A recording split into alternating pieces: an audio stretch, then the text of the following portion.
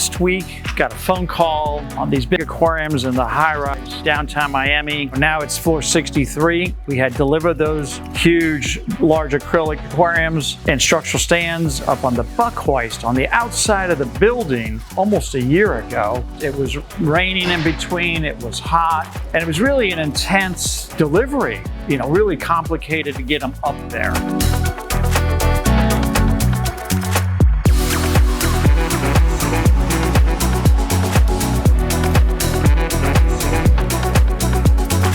So the other day, you get this phone call and they want us to come move them. You know, this has been kind of how it's been going the whole time. It's been 5 months since I've been there, so I'm not necessarily just going to go move the aquariums. We have to put it on our schedule, right? We got a schedule, and we got to sometimes accommodate the schedule to help facilitate projects along the way. So in a big, huge building like that, I think they got a temporary certificate of occupancy, and they're moving along pretty fast. So projects coming along. So I head out last week on my own to go take a look at the aquarium that they want me to move, and I get there and it's on the floor.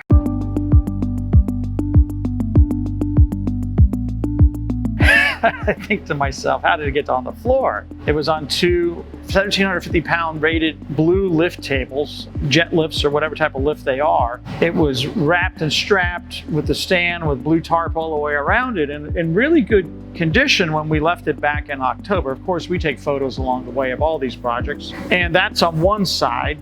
And then on the other side, where the other huge acrylic aquarium is, that tank is moved too, the stand is moved, and one of the windows in the building is cracked. I'm thinking, oh my gosh, they got a window cracked too. I got an aquarium on the floor that wasn't on the floor when I was there last time, so somehow, some way, it didn't move by itself.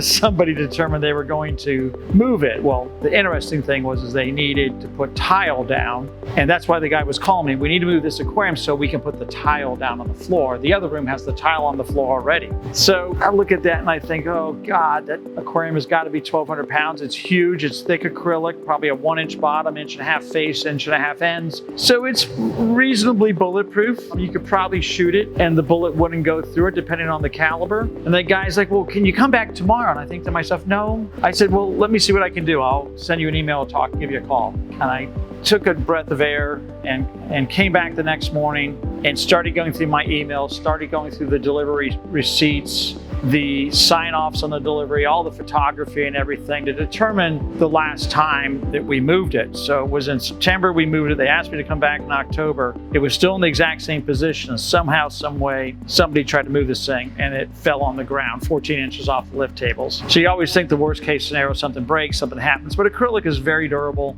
It was on the heavy duty tarp that was around it. So it was on the tarp. The cart was flipped over on the ground with the hydraulic oil leaked out, and the aquarium standing upright on the floor on the tarp. Went back the day after, inspected it with one of the management people there with the construction company. Couldn't find that it was broken, which was really important to recognize. And then organized coming back with the guys, literally yesterday.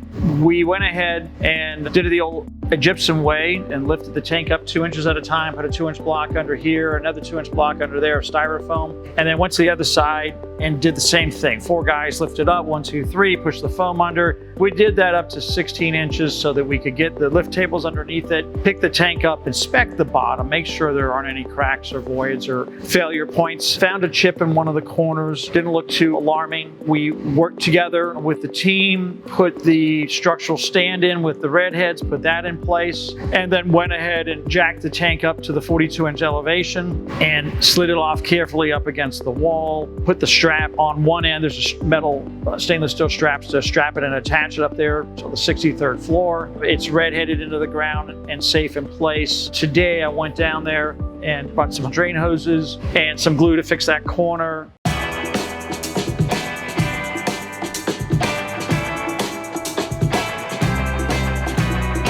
And filled it up 4 inches to begin with, just check it. Had put in the PVC pipes the day before into the threaded ports. And sure as heck, today it's there holding 4 inches of water. Early next week, probably Monday, we'll go back to site and then I'll fill it all the way up. I wouldn't want to do that on a Thursday or a Friday for the weekend just for a water test, but we should water test it after, of course, it went down on the ground. I'll end up covering that in emails. But there's always interesting fun when it comes into delivering, significantly heavy aquariums. That one is easily 1,200 pounds dry, and when filled, it'll be well over, I'm going to say probably almost 9,000 pounds between the intensity of the acrylic and the 700 odd gallons of water. The structural stand, it's a pretty heavy thing up on floor 63. So I'm going to guess it's going to be the highest jellyfish aquariums professionally built, certainly in the state of Florida, maybe even in the nation. Don't know of any that are higher, so if you do know those, let us know. So, yep, that's how we do it. Sometimes you got to make adjustments to the schedule, and delivering aquariums is a whole bunch of fun.